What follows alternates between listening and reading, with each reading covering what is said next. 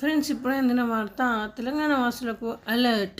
మంత్రి పొంగులేటి శ్రీనివాసరెడ్డి కీలక ప్రకటన చేశారు.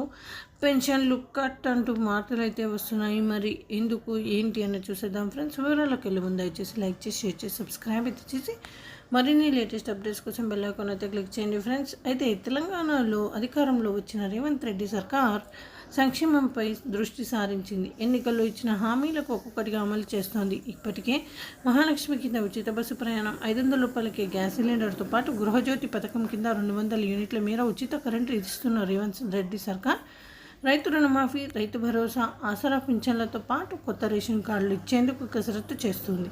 మొన్నే నిర్వహించిన క్యాబినెట్లో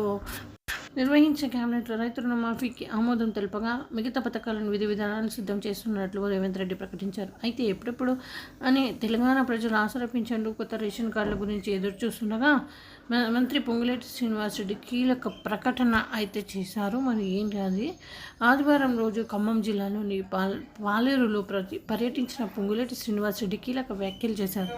ప్రస్తుతం చాలామంది అనర్హులు ప్రభుత్వం పథకాల ద్వారా లబ్ధి పొందుతున్నారని చెప్పుకొచ్చారు. కాగా కాంగ్రెస్ ప్రభుత్వ హయాంలో అనర్హులుగా గుర్తించి వాళ్ళందరికీ రేషన్ కార్డులు, ఆసరా పెన్షన్లు తొలగిస్తామని మంత్రి పొంగులేటి శ్రీనివాసరెడ్డి స్పష్టం చేశారు.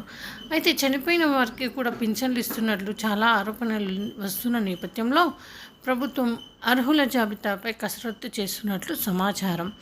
మరోవైపు రైతులకు 2 రూపాయల మేరకు పంట రుణమాఫీ చేస్తామని ఇచ్చిన హామీ, 2 రూపాయలు కాదండి, అది 2 లక్షలు ఇచ్చిన హామీ మేరకు వచ్చే నెల నుంచి ఈ ప్రక్రియను ప్రారంభించినట్లు పొంగులేటి స్పష్టం చేశారు. మరోవైపు గత బీఆర్ఎస్ సర్కార్ పేదలకు గజం స్థలం కూడా ఇవ్వలేదని విమర్శించిన పొంగులేటి తాము మాత్రం అర్హులైన పేదలందరికీ ఇల్లు నిర్మించి ఇస్తామని హామీ ఇచ్చారు.